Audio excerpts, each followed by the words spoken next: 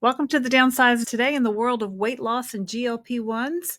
We have stories including Eli Lilly issues an open letter basically going after fake drugs, fake Zepbound, fake Mounjaro, conflating them with compounding as well, and basically throwing the gauntlet down and saying, if you mess with our business, we're coming for you.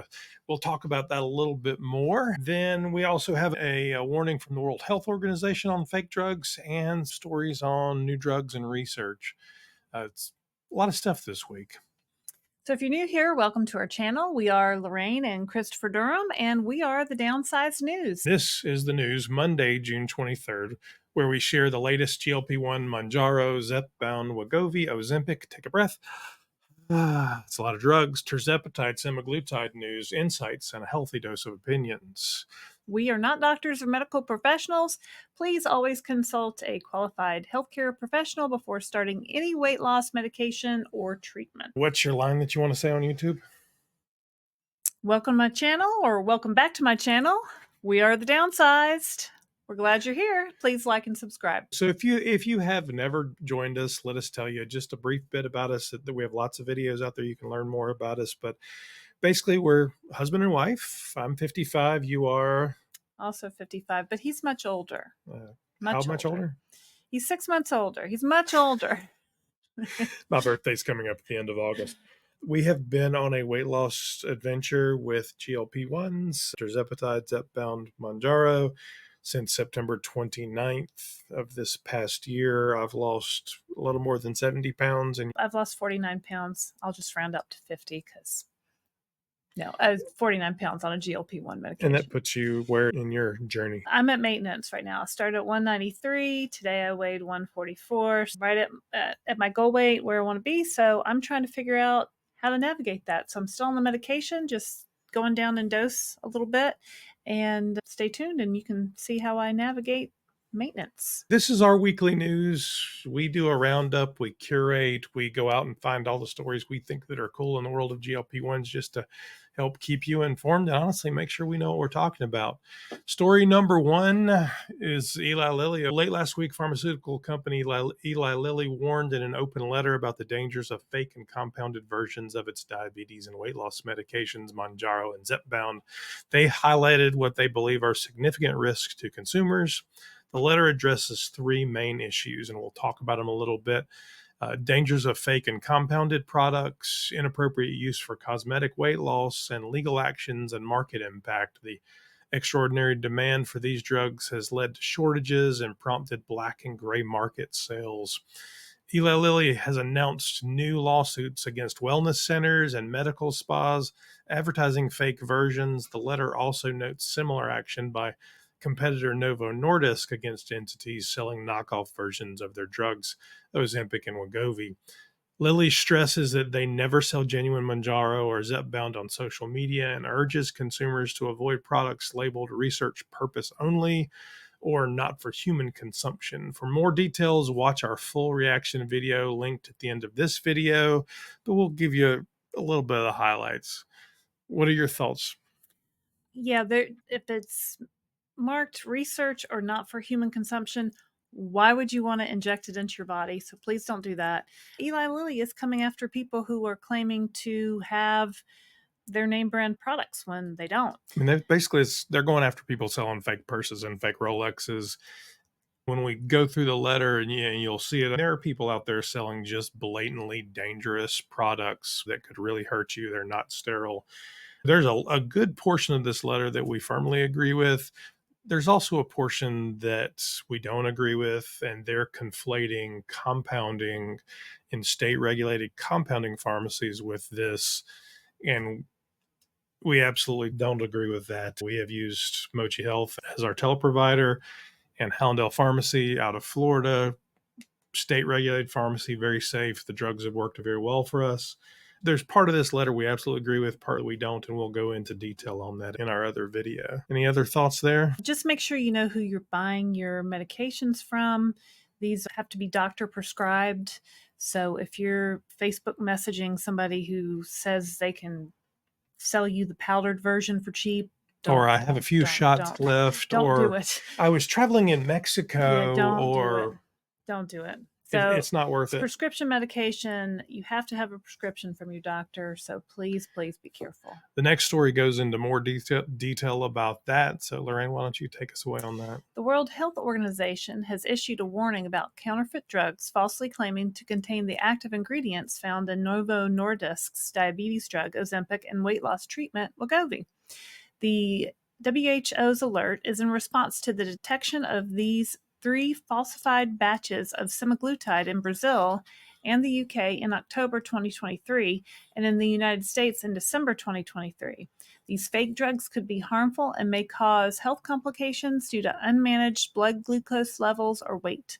The agency advised patients to only purchase medications with prescriptions from licensed physicians and to avoid buying from unfamiliar or unverified sources, such as those found online. Additionally, Lilly and Novo have taken legal action against various entities to prevent the sale of products claiming to contain the active ingredients Trizeptide and Semaglutide.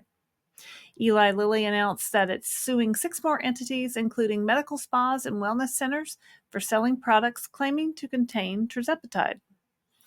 There's a lot of people out there that see the advent of GLP-1s and the desperation of much of the weight loss community as a gold rush, and they're going to take advantage of it. Be very, very careful about unscrupulous sales out there. Don't buy stuff if it's too good to be true. Story number 3, recently Arencia, a leader in personalized diagnostic solutions, and SignatureRx, a pharmacy supplier and 503B manufacturer, announced a multi-phase partnership.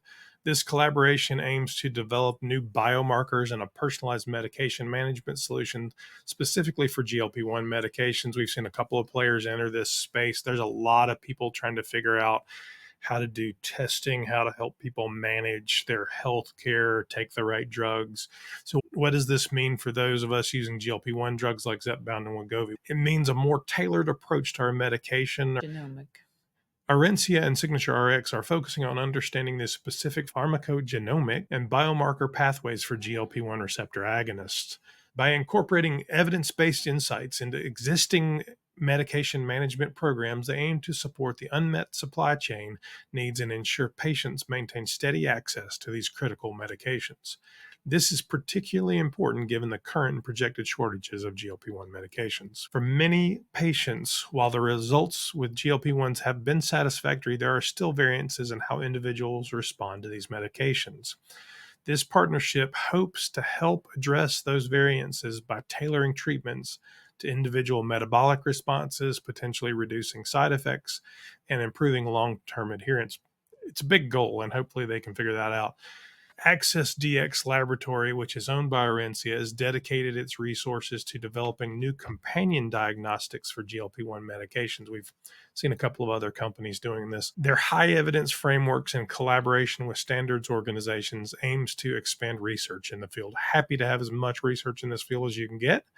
SignatureRx will also be offering the UScript personalized medication management program to all current and existing clinical clients.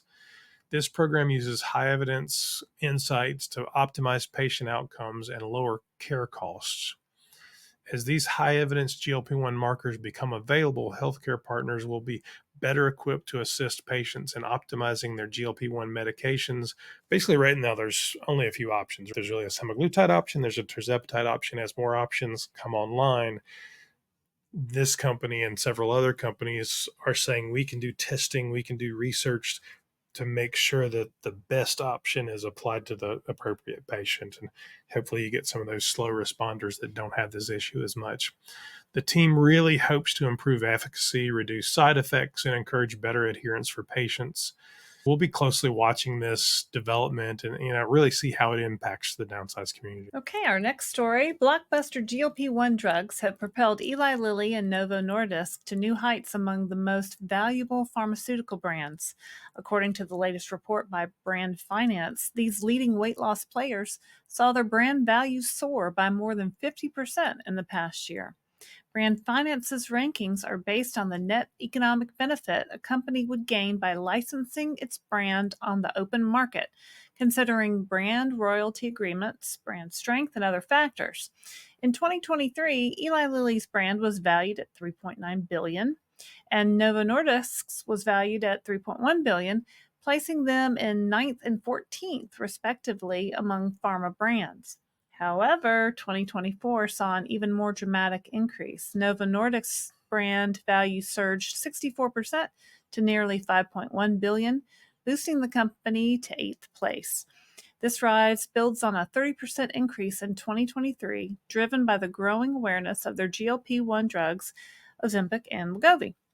Eli Lilly also experienced significant growth, with its brand value climbing 53% to almost $6 billion. This leap allowed Lilly to surpass AstraZeneca and Bayer, securing the 6th spot on the list. The top four, Johnson & Johnson, Roche, Pfizer, and Merck, remained unchanged. Merck closed in on Pfizer, growing its brand overall by 6% despite Pfizer's decline, but the overall position stayed the same. We have a couple of viewers who I know will always comment on the business stories, and I enjoy the business stories, and this kind of dovetails. I have been in branding, marketing, advertising for, I don't know, the last 20 years. So this isn't a straight up GLP-1 health story. No, but you can see that the company's values, and this is just a company kind of guessing at what They have a formula they're values selling. are. That's not based on this is really anything. The value of their brand is added on top of sales. So those numbers are not sales numbers. They're saying, if I sold this brand tomorrow, what would the name Eli Lilly and its corresponding logos, marks, whatever, be worth?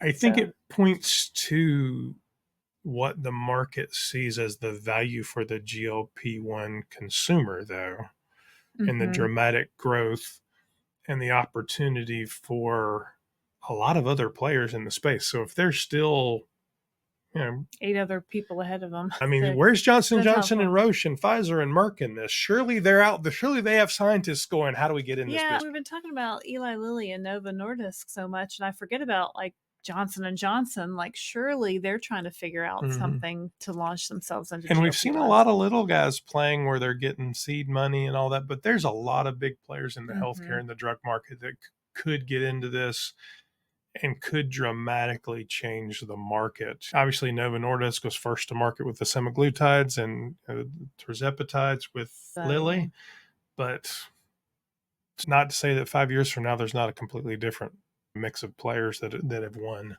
It'll be interesting to watch. Hopefully what it does for us as consumers, as patients, as fat people, is it gives us more options and it brings the price down. I think more players in the market, more easily produced drugs, a pill, price comes down because they want to take the entire market. They want all 40-50% of the US. I'm all for lower prices because Story number 5, in recent studies on the weight loss drug Wegovy reveal exciting news about its effectiveness. We've known it works. The longest clinical trial found that people taking Wegovy sustained significant weight loss for up to 4 years, shedding an average of 10% of their body weight. Additionally, Wegovy users improved heart health regardless of how much weight they lost. That's a great sign. The SELECT trial included 17,604 non-diabetic participants with cardiovascular disease who were either overweight or obese.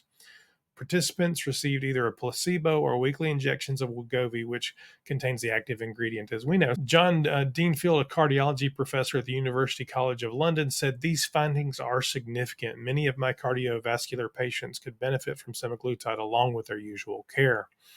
Researchers followed participants for 4 years, double the duration of previous studies. They reported in the magazine Nature that Wegovy users continued to lose weight for an average of 65 weeks. By the end of the study, participants had reduced their waist circumference by an average of 3 inches and maintained a 10% weight loss. The weight loss was consistent across various demographics, including age, sex, race, and health conditions. Donna H. Ryan, MD from Pennington Biomedical Research, noted at 2 years, 12% of people on semaglutide reached a normal weight and over 55% no longer had obesity, both much higher than the placebo group. The SELECT trial previously showed that participants had a 20% lower risk of major cardiovascular events, such as heart attack and stroke. This led the FDA approving Wegovy for reducing the risk of cardiovascular death, heart attack, and stroke in adults with cardiovascular disease. overweight or obesity. And honestly, it's one of the things that we're hopeful will allow it to be approved by more insurances. So as we see these drugs and a lot of corresponding research approved for comorbidities, for cardiovascular problems, sleep apnea, there's all kinds of ways that it could be snuck in, right, as part of the comorbidities. I don't know. What do you think of snuck in? I mean, these updated results? Well, they followed 17,000 people Almost with 17. Yeah. cardiovascular disease or problems for 4 years, and they gave them all semaglutide, Yep. and they lost weight. I Ding just, dang. they lost 10% of their body weight. Go figure. Yeah, I mean, that's great. I think the challenge is if we want this what we've stuff to seen. be covered by insurance, the more studies that prove to the insurance companies that it will help them save money, because I promise you that's what this did.